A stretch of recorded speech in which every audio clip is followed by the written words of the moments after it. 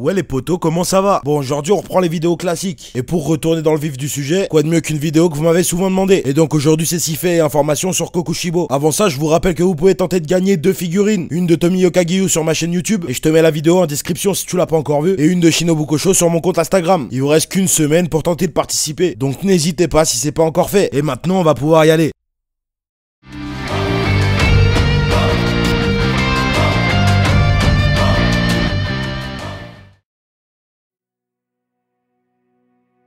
Kokushibo, de son nom d'humain Michikatsu Tsugikuni, est la première lune démoniaque supérieure. Il mesure 1m90 et pèse 93 kg. Bon, puis c'est tout simplement une machine à tuer des humains. Faut savoir qu'il a éliminé tous les chasseurs qui l'ont vu. Et donc à l'image de Muzan, l'organisation ne sait absolument rien sur lui. Tout du moins jusqu'à ce qu'il le rencontre. Normalement, t'es pas sans savoir que Myoshiro Tokito est l'un de ses descendants. Parce que oui, avant de devenir un démon, Michikatsu Tsugikuni a procréé. Bon, ça c'est une information facile, donc on va pas vraiment la compter. Mais il y a une chose que je trouve intéressante et qui va faire l'objet de cette première information. À savoir que Kokushibo était le seul chasseur connu à avoir accepté de devenir un démon. Pourquoi était? Tout simplement parce que ça a changé durant le cours de l'histoire. Il y a donc dans le cours actuel un autre chasseur qui a accepté de devenir un démon. Et ce dernier a été transformé par Kokushibo. Bon, après je dis accepté, mais en soi il a juste fait caca culotte. Ce que je veux dire, c'est que c'était sa seule chance de pas mourir à ce fameux chasseur. On taira son nom parce que j'en ai déjà trop dit pour ceux qui sont pas à jour. Mais en même temps, les potos, ça c'est dans les tomes. Il faut lire. Bon, après je peux comprendre que le petit est flippé. Entre sa puissance et ses yeux, il y a de quoi claquer des fesses. Enfin, on va passer à la suite. La deuxième information qui est très importante concerne justement et indirectement le fait que ce soit un ancien chasseur de démons. Parce que ce qu'il faut bien comprendre, c'est que Michikatsu Tsugikuni était un monstre, alors même qu'il n'était encore qu'un humain. On peut très facilement considérer que c'était le deuxième chasseur le plus puissant de son époque, avant d'être devenu l'éternel deuxième démon le plus puissant. Est-ce que c'est une coïncidence?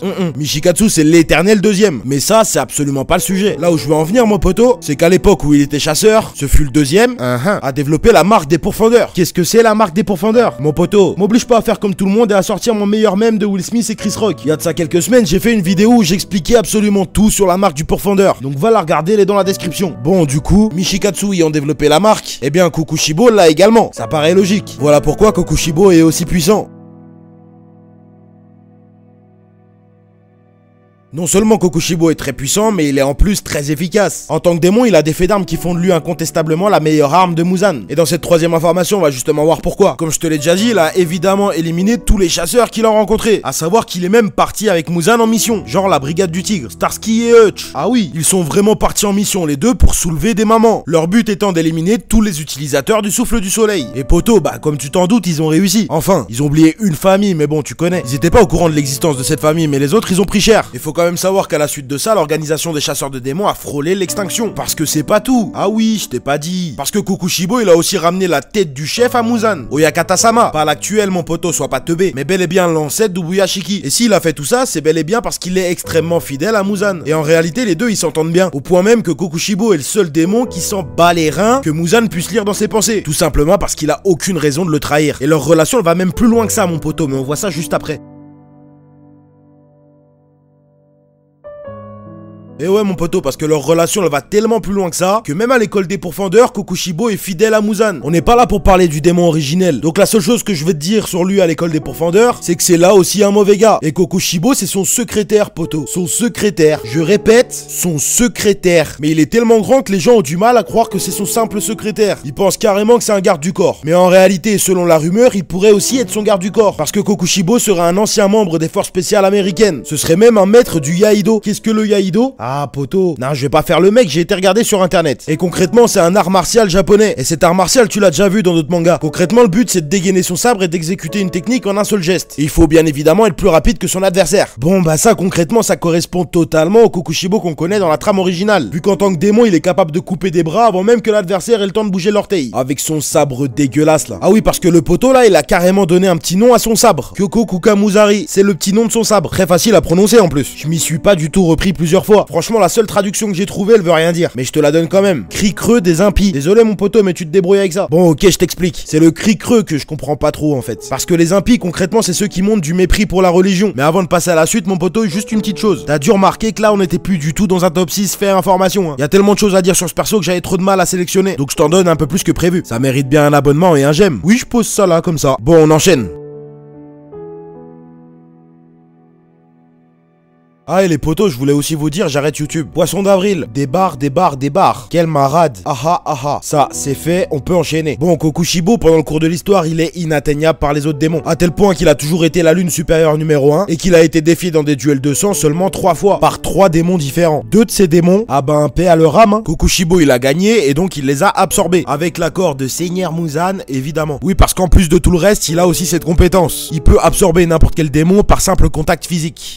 Balèze. Le troisième démon qui l'a défié, on le connaît, et c'est Akaza. Bon, et puis évidemment, la première lune est toujours la première lune, donc ça veut dire qu'il a gagné. Mais pourquoi n'a-t-il pas absorbé Akaza, me direz-vous? Et quelle question pertinente? Eh bien, tout simplement parce qu'il a aimé. Il a apprécié le fait qu'Akaza le mette au défi, et il a probablement apprécié le combat parce que c'est le seul qu'il a épargné. On peut même se dire qu'il l'a épargné parce qu'il voyait en Akaza le potentiel pour le dépasser.